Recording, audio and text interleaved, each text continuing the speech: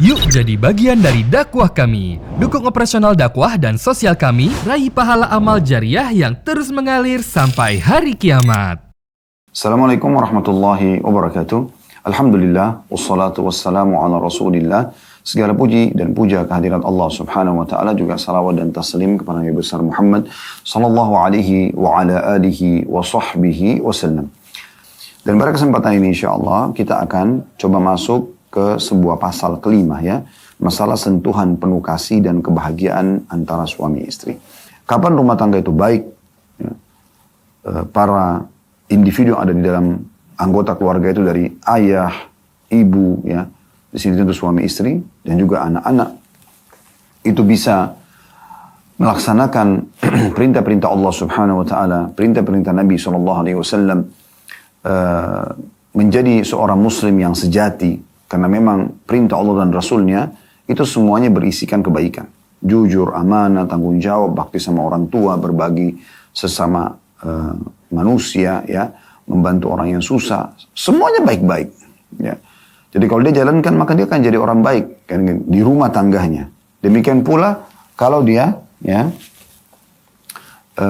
keluar di sekitar masyarakatnya, tentu juga akan baik. Ya. Semua yang buruk-buruk dilarang dalam syariat Allah subhanahu wa ta'ala dan dibawa juga oleh Nabi Muhammad sallallahu alaihi wa ala alihi wa sahbihi wasallam. Yaitu misalnya dusta, menipu, memukul, membunuh, mencuri. Semua yang buruk-buruk dilarang.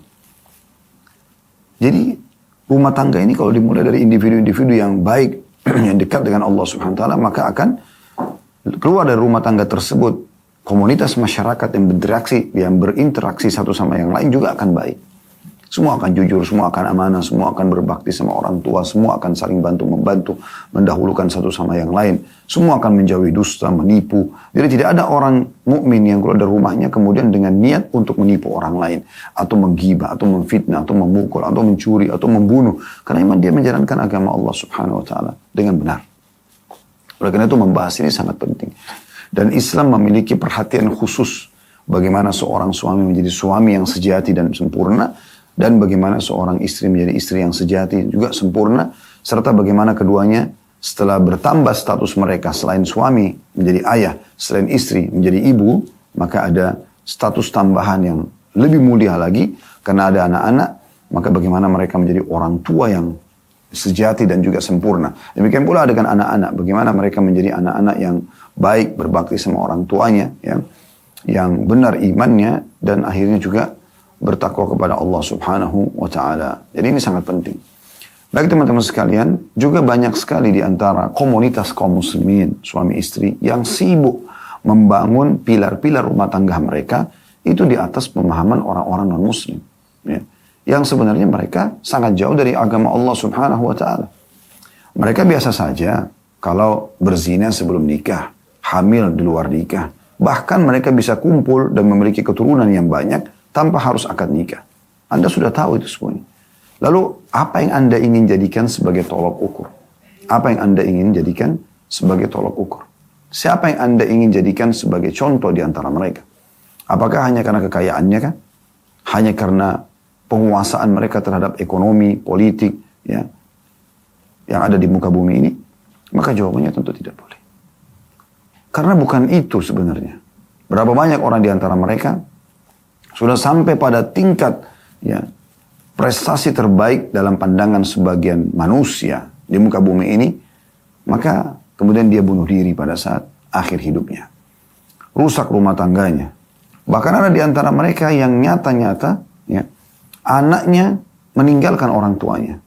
Lalu kemudian menghapus di akte lahirnya nama orang tuanya. Padahal orang tuanya adalah orang-orang yang kaya, terkenal secara internasional. Coba Anda lihat kisah-kisah mereka. Sementara kita punya suri tauladan yang sangat jelas. Bagaimana Nabi SAW sebagai raja dan manusia terbaik, pemimpin anak Adam pada hari kiamat. Ya. Dan beliau adalah pemimpin ulul azm. Bukan hanya nabi-nabi, bahkan dari nabi-nabi yang 120.000 lebih yang diutus oleh Allah SWT, di antaranya 313 Rasul, ada ulul azm, 5 nabi pilihan lagi. Nuh, Ibrahim, Musa, Isa, dan Muhammad alaihi wassalatu wassalam. Dan Nabi Muhammad SAW adalah pemimpin dari ulul azm itu. Beliau adalah sebaik-baik saudara, adalah sebaik-baik contoh sebagai seorang suami, menjadi seorang suami, menjadi seorang ayah, menjadi seorang pedagang, menjadi seorang politikus, menjadi seorang sahabat, tetangga, panglima perang. Semuanya berkumpul pada pribadi beliau. Kenapa kita masih tidak menjadikan tolok ukur hidup kita? Pilar-pilar rumah tangga kita adalah Nabi SAW, adalah para sahabat. Terbukti, kalau Anda mengatakan mana buktinya Ustaz? Terbukti Anda sibuk menonton sinetron-sinetron mereka. Film-film mereka. Yang menggambarkan bagaimana rumah tangga mereka. Bagaimana perselingkuhan mereka. Bagaimana hamil di luar nikah. Bagaimana merebut pasangan orang lain. Ya, dan segala macam hal. Ya. Dan itu digambarkan. Sayang sekali. Sementara agama kita sudah datang mengajarkan hal-hal yang terbaik. Bahkan dalam buku ini sudah, kalau yang ikuti dari awal, kita sudah coba bedah sangat dalam dan sangat detail bagaimana menjadi suami yang terbaik, bagaimana menjadi istri yang terbaik. Dan pada hari ini kita akan sempurnakan bahasan kita dengan pasal yang baik ini, yaitu sentuhan penuh kasih dan kebahagiaan suami istri. Beliau mengatakan, memberikan batasan bahasan, Dr. Najla mengatakan, yang dimaksud sentuhan penuh kasih adalah perasaan-perasaan hangat di antara suami istri. Pemuasan insting seksual kepada pasangannya, dalam kurung perasaan dan anggota tubuh mereka menyatu, raga mereka menempel, dan saling memuaskan syahwat mereka. Seraya bercumbu rayu dengan sentuhan, kata-kata lembut, dan semua yang bisa memuaskan syahwat di luar kemaksiatan. Perhatikan, paragraf ini, batasan ini adalah hal yang luar biasa. Membantah dengan sangat telak bagi sebagai orang muslim yang menganggap, oh Islam tidak mengajarkan hal-hal yang berhubungan dengan masalah hubungan intim. Sehingga saya harus menonton film porno misalnya. Supaya saya bisa belajar bagaimana ciuman, bagaimana pelukan, bagaimana memuaskan pasangan. Ini pemahaman yang keliru sekali. Pemahaman yang sangat keliru. Kalau Anda mengikuti kajian kami di bedah buku Mahkota Pengantin, di akhir-akhir babnya itu ada penjelasan sangat peka tentang masalah hubungan intim. Dan bagaimana di masa Nabi SAW, Nabi sendiri mengajarkan umatnya, memberitahukan mana yang boleh dan mana yang tidak boleh. Gitu kan? Dan terkadang Aisyah menceritakan hal-hal yang sangat peka dalam masalah hubungan biologis itu. Agar menjadi contoh bagi umat. Agar menjadi contoh bagi umat. Disayangkan sekali kalau orang sibuk menonton film-film porno, akhirnya membuat, semoga Allah maafkan yang lalu-lalu, kalaupun ada ya. Kita berbicara, setiap kali kita taklim seperti ini, kita bicara hari ini ke depan. Gitu kan? Karena tujuan majelis ilmu seperti ini, menanamkan keimanan dan mendatangkan kesadaran terhadap maksiat yang sudah kita lakukan. Ya, itu perlu digarisbawahi gitu. Jadi, bukan kami sedang salahkan sekarang. Tidak, tapi ke depannya, jangan lagi. Jangan lagi sibuk mendatangkan dari film cuplikan porno ini ke cuplikan porno itu. Sampai akhirnya fitrah syahwat Anda hilang. Ya. Anda tidak lagi tersentuh oleh pasangan langsung syahwat. Atau melihat pasangan bisa syahwat. Atau sedikit ciuman sudah bisa syahwat. Kenapa? Karena Anda hanya punya persepsi, saya akan syahwat kalau saya nonton film porno. Sampai ada beberapa jemaah yang mengeluhkan masalah itu. Sampai pada tingkat, kalau dia ingin menggauli istrinya, dia nggak bisa lagi kecuali dia harus menonton, letakkan laptop di sebelah ranjangnya, nonton film porno sambil dia gauli istrinya. Lalu istrinya fungsinya apa? Sebagai boneka. Ini merusak fitrah biologis dia. Ya. Makanya beliau ingin menyinggung di sini, sentuhan penuh kasih maksudnya adalah bagaimana pasangan suami istri betul-betul merasakan kehangatan pelukan pasangannya. Yang memeluk tulus dari hatinya, dia peluk karena dia sayang pasangannya. Dia ingin memberikan ya kehangatan cinta kepada pasangannya. Sehingga pasangannya pun merasakan kehangatan tersebut. Dan dia merespon pelukan tersebut dengan baik. Sehingga terjadi ya benang kasih sayang di antara mereka. Pada saat ciuman pun bukan hanya sekedar menjalankan kewajiban. Karena itu pasti akan ada bisikan-bisikan syaitan. Tapi memang dia enjoy, dia menikmati. Dan itu halal bagi dia. Makanya beliau menyebutkan di akhir paragraf tadi, ya, saya ulangi lagi, lebih baik saya ulangi semuanya. Yang dimaksud sentuhan penuh kasih adalah perasaan-perasaan hangat di antara suami istri, pemuas insting seksual kepada pasangannya. Ya, dalam kurung, perasaan dan anggota tubuh mereka menyatu, raga mereka menempel, dan saling memuaskan syahwat mereka. Artinya, apa yang pasangan kita suka, kita puaskan dia. Dan bisa dibayangkan kalau masing-masing ingin memuaskan pasangannya. Seperti apa pelampiasan syahwat yang sempurna itu. Dan orang kalau sudah puas seperti ini, di luar dia akan terhadang dari maksiat kepada Allah Subhanahu wa taala. Tidak terbuka lagi pintu-pintu zina, pintu perselingkuhan. Karena memang ada ya hal-hal yang baik yang sudah terpenuhi dari insting seksualnya itu. Kemudian dikatakan seraya bercumbu rayu dengan sentuhan. Jadi tidak tergesa-gesa, tidak hanya sekedar mau selesai atau egois memikirkan diri sendiri. Kata-kata lembut, ya, panggilan sayang, bisikan-bisikan yang hangat di kuping misalnya. Ya. Dan semua yang bisa memuaskan syahwat, perhatikan batasannya di luar kemaksiatan. Jangan dengan tonton film porno. Ya. Jangan ya dengan membayangkan orang lain di saat kita sedang saling bercumbuan dengan pasangan kita. Sehingga akhirnya pasangan kita hanya jadi seperti boneka. Tidak nikmati sama dia. Dialah fakta yang ada depan mata kita. Ya. Nah, kadang-kadang syaitan bermain dalam masalah-masalah seperti ini. Sehingga kita dibuat menutup mata tapi membayangkan orang lain. La haula wa la quwata illa billah. Semoga Allah selamatkan kita dari hal-hal yang buruk seperti ini. Kita masuk, beliau mulai lebih dalam menjelaskan perasaan dan sentuhan penuh kasih. Itu ada seperti subjudul ditulis di pasal kelima ini. Beliau mengatakan di antara tujuan terpenting dari pernikahan adalah hubungan badan antara suami istri. Dan ini pokok eksistensi kehidupan bagi makhluk.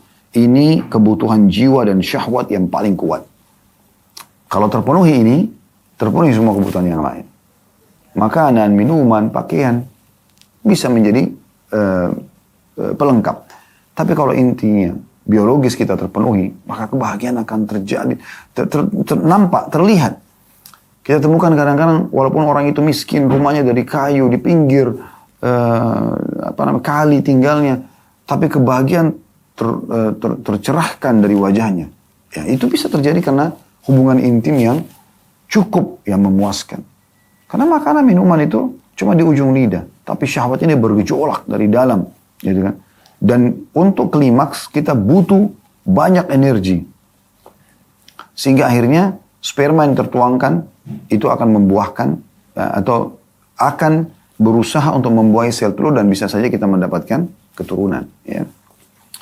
Kata beliau dalam hubungan itu terhimpun atau berhimpun semua perasaan, panca indera dan naluri. Ini harus disatukan semuanya. Tatap pasangan kita, nikmati.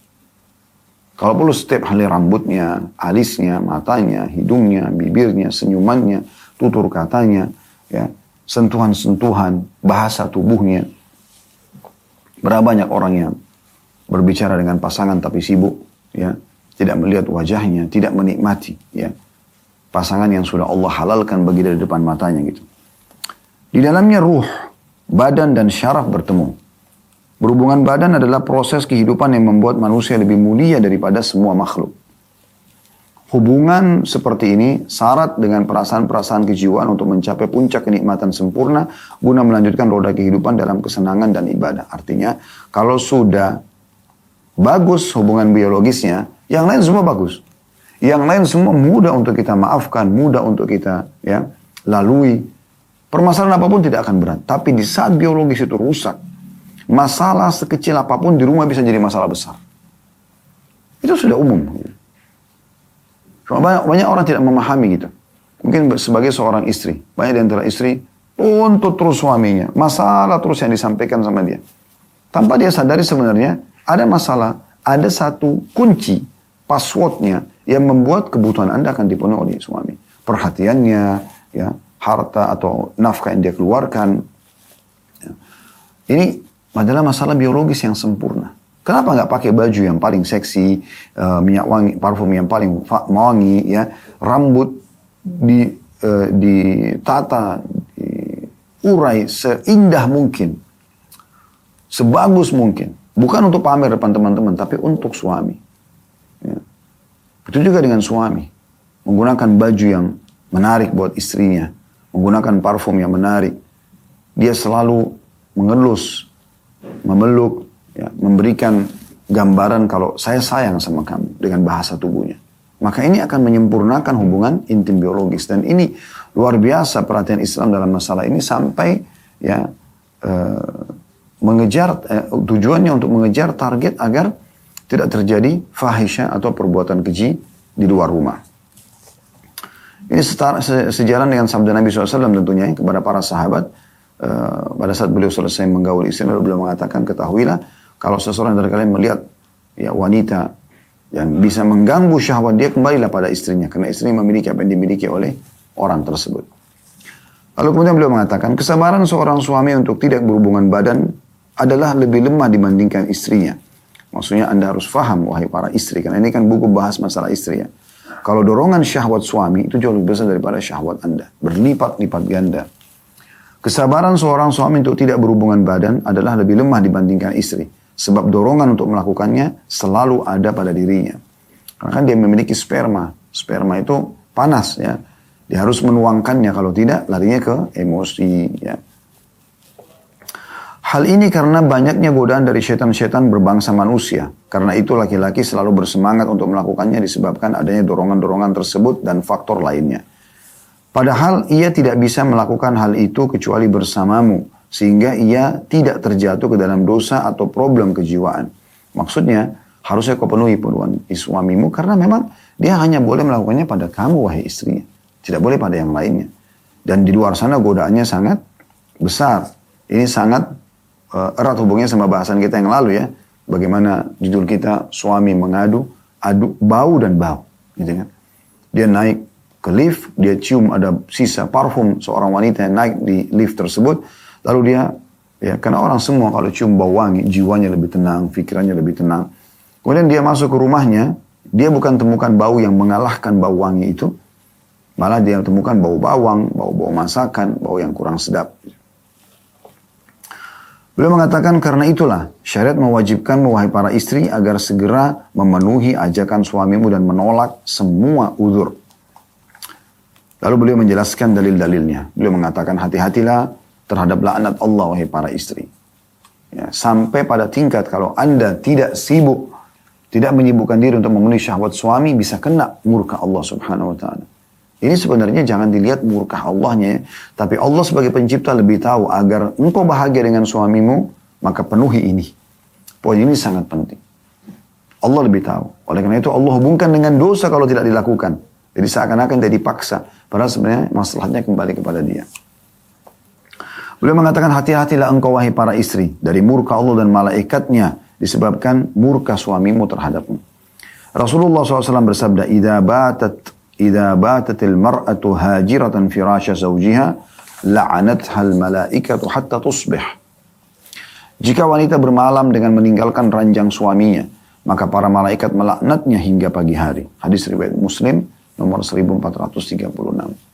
Hanya sekedar meninggalkan ranjangmu saja, kata beliau, engkau sudah berdosa.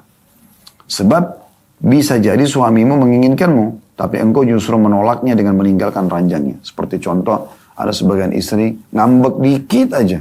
Udah, balik belakang, tinggalin ranjang suami. Tidur di bawah, tidur di kamar anak-anak, tidur di kamar sebelah. Suami ketuk baik-baik, dipanggil dengan kata-kata sayang, tapi malah mambuk, kunci pintu. Dia pikir itu perbuatan baik. Begitukah Anda menunjukkan cinta Anda pada suami? Wahai para muslimah, kami kaum laki-laki ini butuh sentuhan kasih sayangmu.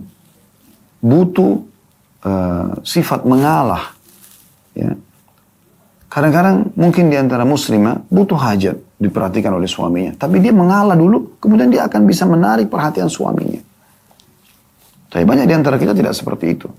Dia berpikir pokoknya tidak mau tahu suami capek, tidak capek, saya sudah nunggu di rumah, saya harus mendapatkan perhatian ekstra.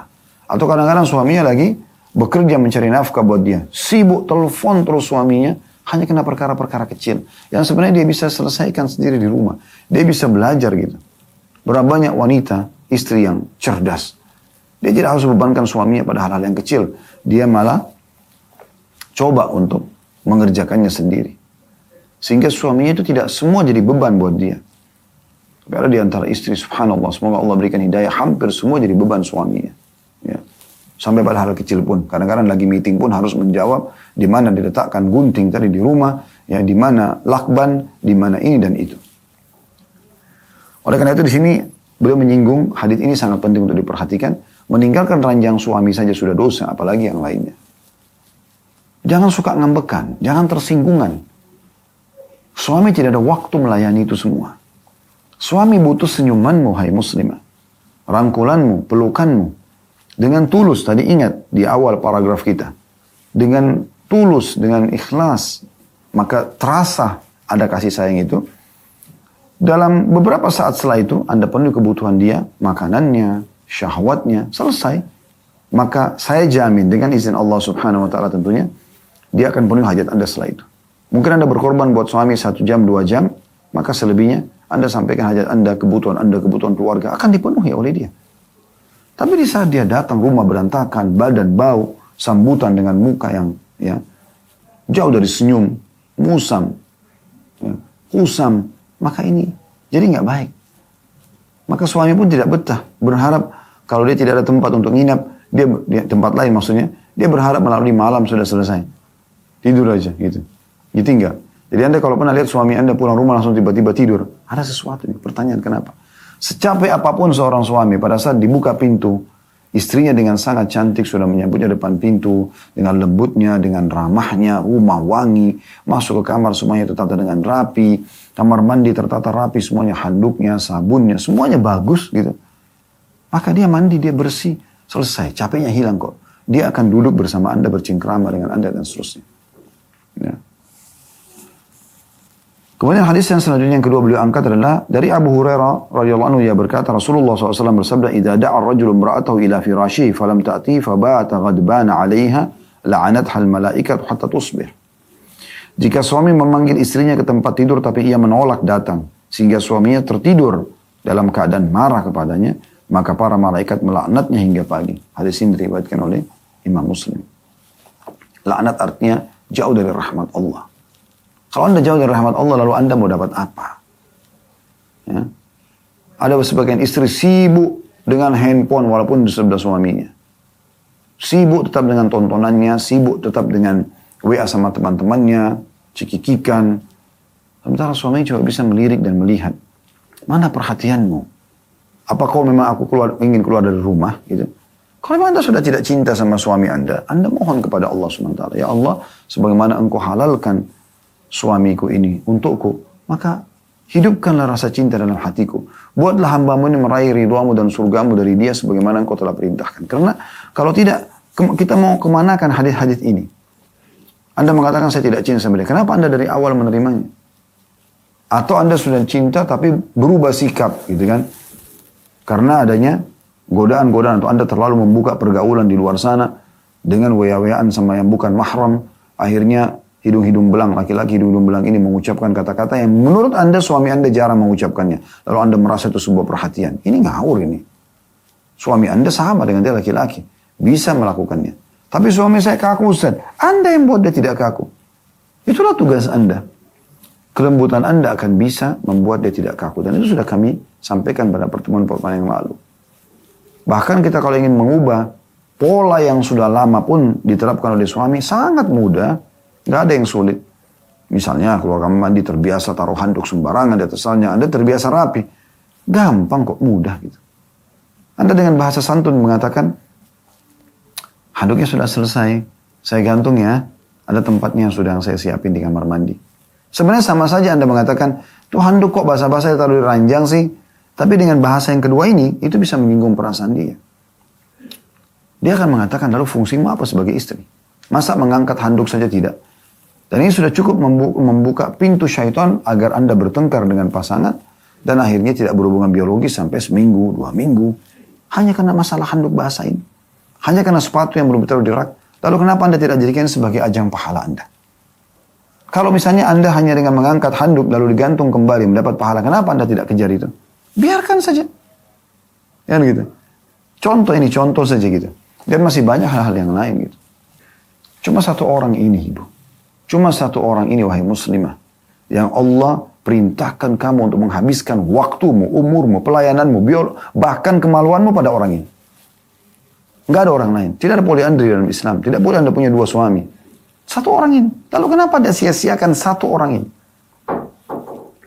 Mungkin Allah SWT sangat mengetahui dan memahami sebagai pencipta. Tidak dibuka pun poliandri. Mungkin karena wanita memang tidak bisa seperti itu. Dan memudahkan juga buat mereka. Agar satu pasangan fokus kepada satu orang ini. Apalagi kalau kehidupan poligami yang masih ada jeda waktu pertemuan. Hari ini di istri yang satu, besok di istri yang lain. Anda masih ada peluang, masih banyak peluang Anda ya untuk beristirahat, untuk beribadah khusus antara Anda sama Allah SWT. Misalnya ibadah sunnah, kayak sholat malam. Kalau ada suami kan Anda izin dulu. Ya. Puasa sunnah, Anda masih bisa silaturahim keluarga, Anda masih bisa mendengarkan ilmu. Ya. Tapi di saat suami ada, layani dia dengan baik. Baik. Kemudian beliau mengatakan menolak ajakan suami berarti mengikuti jalan syaitan.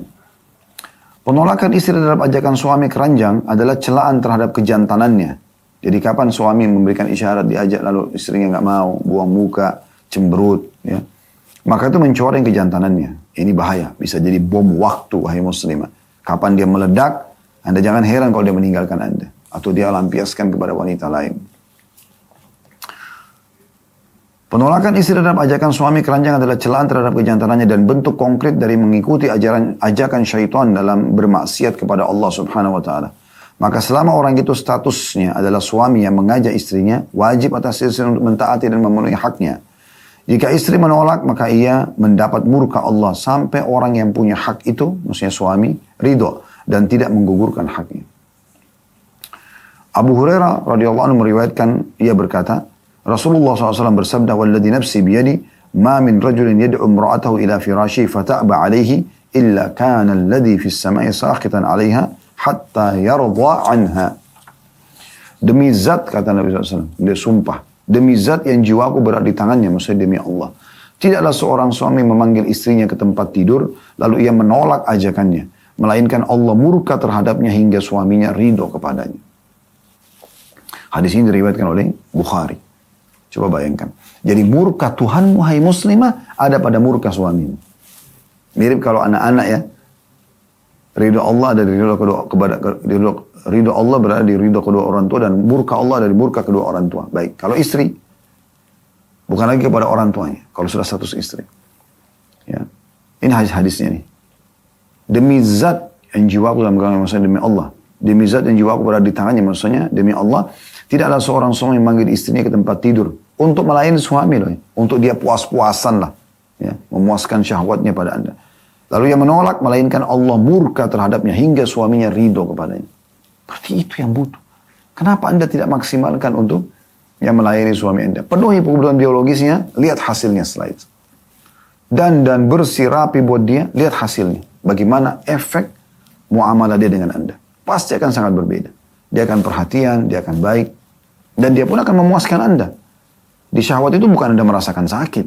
Anda merasakan kepuasan. Lalu kenapa Anda tidak enjoy? Kenapa Anda tidak maksimal? Bahkan lebih dari itu, istri wajib bersegera memenuhi keinginan suaminya. Sebagaimana sabda Nabi SAW, "Idza rajulu da'a zawjatahu li hajatihi, falta'tihi wa in kanat 'ala tan-nur." Jika seorang suami mengajak istrinya untuk keperluan hajatnya, maka hendaklah istri segera datang memenuhinya meskipun ia berada di atas sekam. Hadis ini diriwayatkan oleh Tirmidzi dan disahihkan oleh Syekh Albani. Jadi sesibuk apapun, kalau sudah suami, selesai semuanya. Bahkan dulu sama orang tua kita pun tinggalkan. Maaf, suami saya lagi panggil sebentar.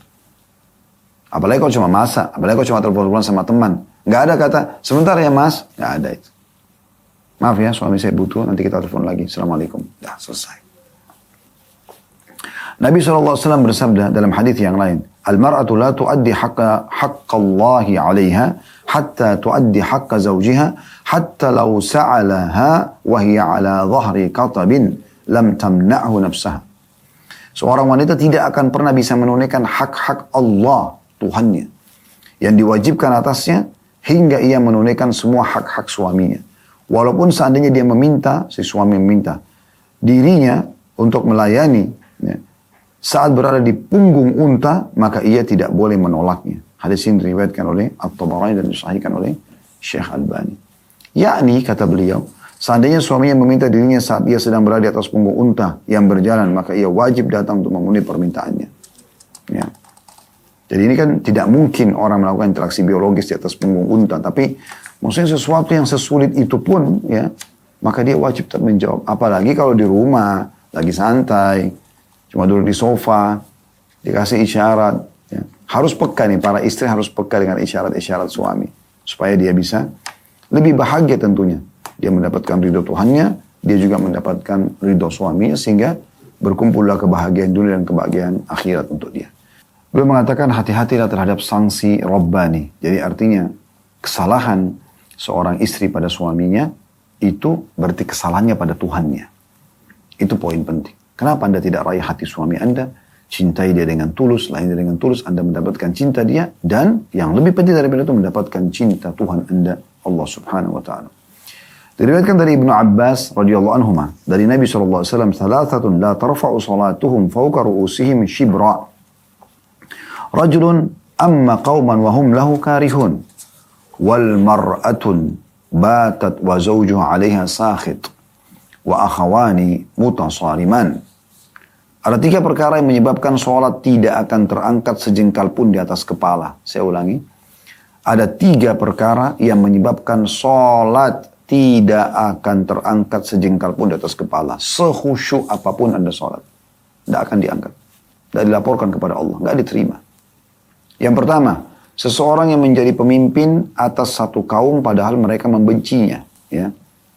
Di sini bisa bermakna imam sholat. Ya. Atau yang lainnya. Kemudian yang kedua, ini saksi bahasan kita, seorang wanita yang bermalam dalam keadaan suaminya marah kepadanya. Biar Anda sholat tahajud, ya, 100 rakaat, tetap gak diterima sama Allah SWT. Orang yang di sebelah ranjang tetangga bantal Anda sedang marah, gak bisa. Buat dia ridho, puaskan dia, setelah dia tidur, Anda mandi, junub, Anda wudu, Anda sholat sepuasnya. Kemudian yang ketiga adalah, tidak akan diangkat sholat jadah 2 orang saudara yang saling bermusuhan. Ini juga masalah besar ini. Banyak sekali terjadi di negara kita pun, di tengah-tengah kaum muslimin. Kita bicara lingkup kita ya. Lingkup kaum muslimin, mereka tidak peduli dengan masalah ini. Ribut karena harta warisan, ribut hanya karena perselisihan di masa kecil, yang terus terbawa sampai besar. Sehingga terus saja bermusuhan adik kakak. Ya. Ini aneh. Dan ini subhanallah, saya lihat bibitnya syaitan tanamkan dari mereka masih kecil ya. Allah amanahkan beberapa anak-anak yang masih kecil. Semoga Allah jaga mereka di atas ketaatan dan iman, insyaAllah. Mereka ada bibit titik-titik itu. Kalau dikasih makanan, merasa punya dia. Sehingga tidak mau berbagi pada saudaranya. Kalau Anda ngalami ini yang punya anak-anak kecil, latih anak-anak kita. Supaya mereka biasa berbagi. Memberikan kepada saudaranya, saudarinya. Hari ini si fulan memberi, besok si fulan yang memberi. Jadi, atau saling memberi satu sama yang lain. Dan Anda berikan ya, pujian dengan perbuatan tersebut, dukungan, ya. Atau kalau ada yang paling dermawan, suka memberi perhatian pada saudaranya, Anda berikan hadiah supaya saudara-saudaranya termotivasi. Jangan biarkan bibit syaitan tumbuh sehingga membuat mereka saling musuh-memusuhi. Ya, ini golongan ketiga yang tidak akan diangkat sholatnya sejengkal pun dari atas kepalanya. Tapi saksi bahasan kita golongan kedua yaitu seorang istri yang menginap sementara suaminya murka padanya. Ada subjudul lain yang beliau angkat, yaitu jangan menyalakan api dalam sekam. Beliau mengatakan berulang-ulangnya penolakan istri atas ajakan suami, menjadikan suami layaknya orang yang dicela kejantanan dan harga dirinya. Hanya saja ia tidak menyatakannya secara terus terang mengingat harga dirinya. Maka akibatnya syaitan meniupkan pada dirinya api amarah, sehingga ia mudah terbakar emosinya, hanya karena sebab yang remeh. Nah, ini tadi saya bilang. Ini subhanallah yang nulis Dr. Najla, seorang wanita. Beliau sangat memahami kejiwaan laki-laki. Saya melihat itu ya. Buku ini saya belum baca semua sampai terakhir. Saya baca di saat memang kita sedang membedahnya gitu kan. Tapi teman-teman, saya melihat Dr. Najjar ini Allah berikan taufik. Dan Allah mudahkan juga buku dia terbit ya di negara dia. Dan akhirnya juga diterjemahkan dalam bahasa Indonesia di negara kita. Dan kita pelajari sekarang.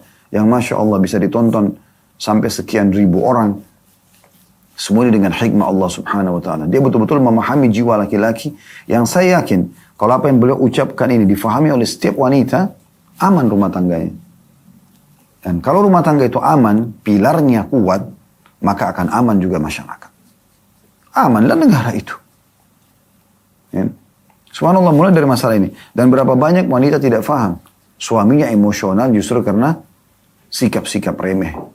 Dalam masalah biologi, sikap-sikap remeh dalam masalah muamalah, suka memicu emosi suami. Ya. Ia menganggapnya sebagai kesalahan-kesalahanmu dan membesar-besarkannya. Karena biologis terbengkalai, maka si suami bisa menganggap masalah remeh pun bisa dibesar-besarkan. Padahal semua itu adalah perkara-perkara yang semestinya tidak memantik amarah. Sebagai contoh, perselisihan disebabkan karena keterlambatan menghidangkan segelas air atau teh. Lalu keduanya berbantah-bantahan dengan suara yang keras. Misalnya suami mengatakan, kok lama bentar saya kan haus. Mungkin istrinya emosi, nanggapinya, gitu kan. Bukannya iya maafin saya, tidak. Tapi masa nggak tahu? Saya kan sibuk, ada si kecil juga masih gini, ada si kakak lagi begini dan begitu. Suami haus. Dan dia ingin istrinya melayaninya. Kalau bukan Anda melayani, lalu siapa yang melayani dia gitu. Itu sudah cukup jadi pemicu gitu. Apakah hal seperti ini bisa menyebabkan terjadinya percekcokan? Tanda tanya. Inilah sebab terbesar yang sering menjadi akar masalah dari berbagai problem rumah tangga yang biasanya tidak dikemukakan secara terang-terangan. Maksudnya masalah biologis yang terbengkalai. Benar-benar ya muslimah, saudariku muslim mengikuti acara ini live ataupun siaran ulang.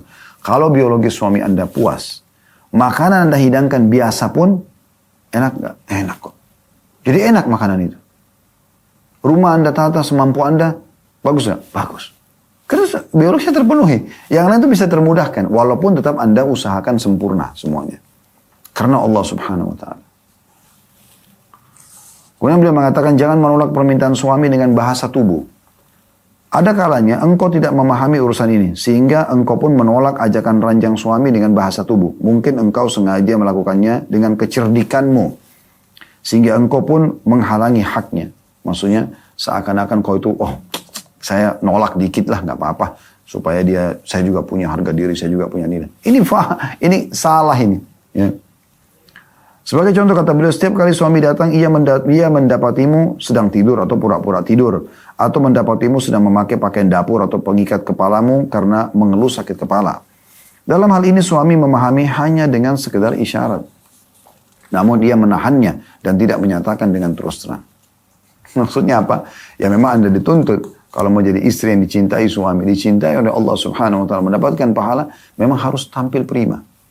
Bahkan sampai pada tingkat Anda lagi berhalangan pun, haid pun, tetap Anda tampil indah, wangi, bersih. Walaupun tidak terjadi interaksi biologis. Karena Aisyah berkata, kami di saat sedang berhalangan dan Nabi SAW ingin menggauli kami, maka beliau memerintahkan untuk mengeraskan kain di tempat keluarnya darah di kemaluan, lalu kemudian beliau menggauli kami. Maksudnya bukan meletakkan kemaluan di kemaluan tentunya. Ya, tapi beliau menikmati istri. Ini menandakan bahwasanya laki-laki tetap butuh interaksi biologis. Dan itu Anda bisa faham dari bahasa-bahasa tubuh suami misalnya.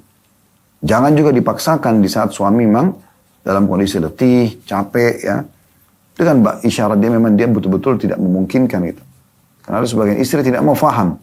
Ya. Karena dia pikir, oh ini kebutuhan suami saya. Lalu kemudian dia paksa suaminya, padahal suaminya tidak membutuhkan itu. Ini juga bisa keliru. Ya. Bisa keliru juga ini. Selanjutnya, beliau mengatakan, mintalah maaf dengan lemah lembut. Sambutlah suamimu dengan kehangatan dan berilah kesan kepadanya bahwa engkau menginginkan hal itu. Kemudian sampaikanlah permintaan maafmu kepadanya dengan lemah lembut. Karena ini dapat membuat ridho sikap kelaki-lakiannya. Tadi misalnya contoh air tadi. Ya. Telat sedikit. Kok telat? Oh ya maaf ya. Lain kali saya tidak ulangi lagi. Clear. Itu jauh lebih baik dibandingkan Anda mengatakan, masa nggak tahu sih, saya kan sudah berusaha. Ini baru hitungan menit kok, dan seterusnya. Ya. Janganlah sekali-kali menolak kecuali karena sebab hakiki. Jangan sampai penolakanmu itu sebagai bentuk balasan atasnya karena perkara atau problem tertentu. Sebab hal itu atau hal ini bisa menyesakkan dadanya dan menjadikannya mencari-cari orang lain yang bisa memenuhi hajatnya. Karena itulah penyesalan nanti akan datang, maksudnya kepada wahai para istri. Jadi kalau yang disebut dengan maksud dengan sebab hakiki di sini, misal contoh dia mau meletakkan kemaluan di kemaluan sementara Anda lagi haid. Anda tolak itu. Tapi tolaknya dengan santun. Maaf, ini dosa. Mungkin saya bisa puaskan dengan cara yang lain. Toh, dibolehkan dalam agama, gitu kan. Kemudian di sini ada subjudul juga beliau mengatakan penolakan yang syarat dengan kerinduan. Keseimbangan dalam menerima dan menolak adalah sarana yang penting bagi hubungan suami istri. Masing-masing tidak menyambut pasangannya secara berlebihan dan tidak pula menolaknya secara total. Tidak boleh berlebihan dan tidak pula teledor. Karena berlebihan dalam dua perkara di atas bisa menghilangkan kerinduan dan kecintaan. Menolak bukan berarti menolak secara mutlak, tapi kemanjaan yang dirimu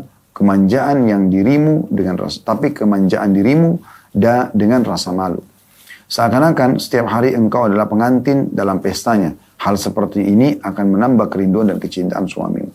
Lihat bagaimana Anda waktu awal menikah, bagaimana Anda masih tersipu-sipu, Anda masih malu dengan suami. Nah, seperti itu yang suami harapkan, dan itu setiap saat. Lembut, santun, ya.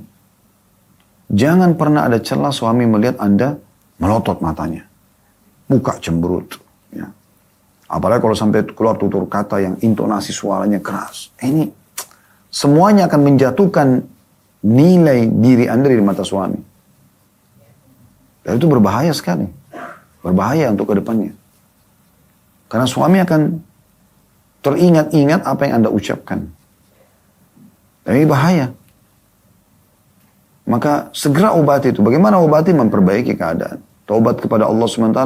Semua yang pernah Anda tunjukkan cemberutnya, Anda ubah sekarang dengan senyum, ramah, bersih, wangi.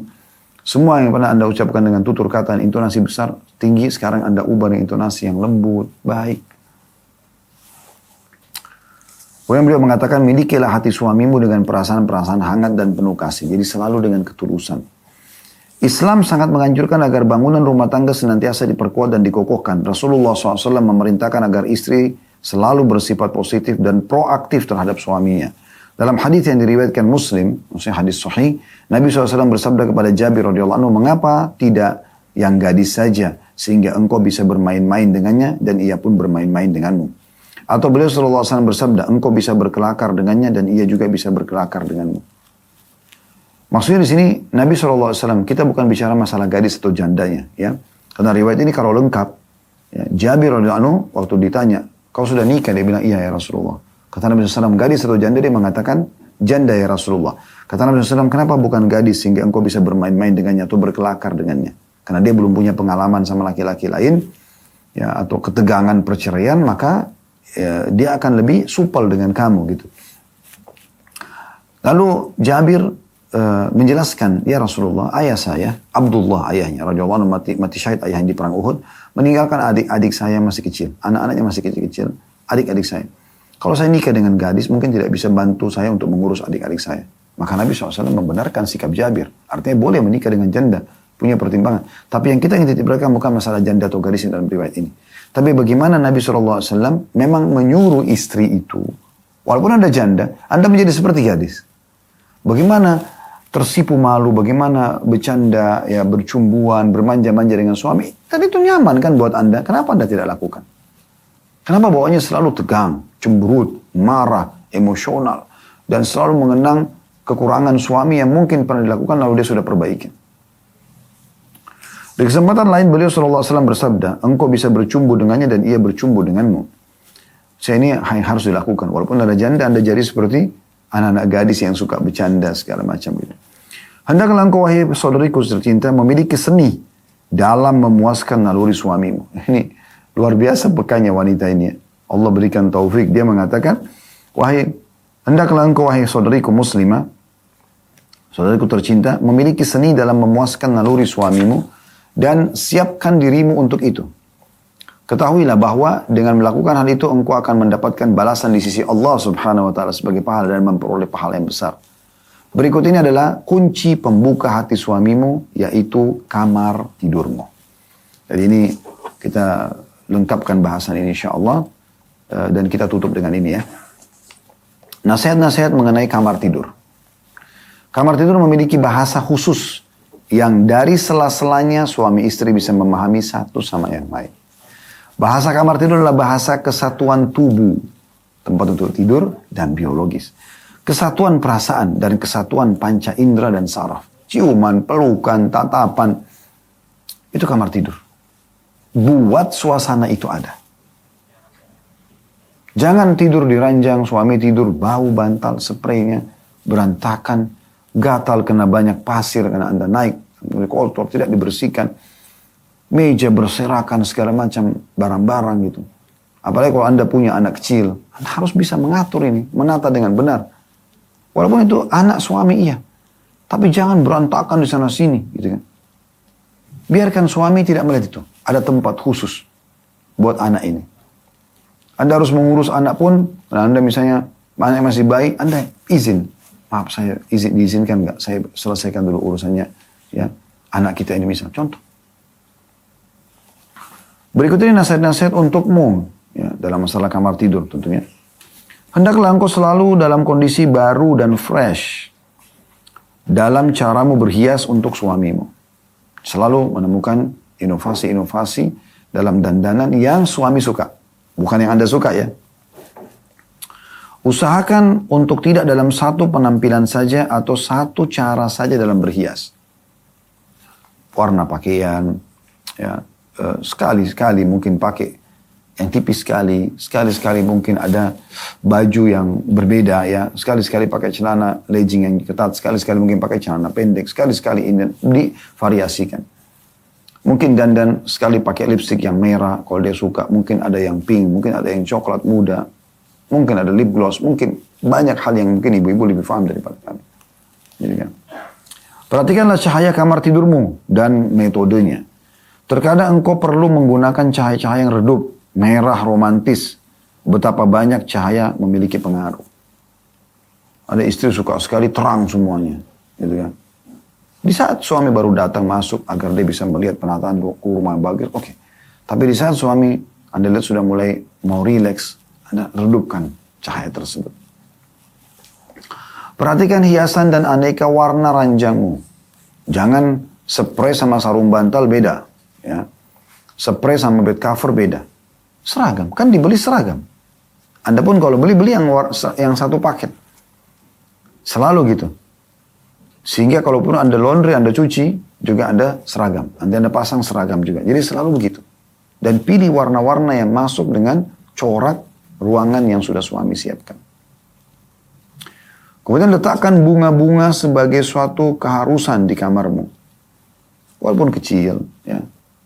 Apakah itu bunga hidup atau bunga hiasan, tapi yang tepat lah, yang kira-kira suami suka gitu.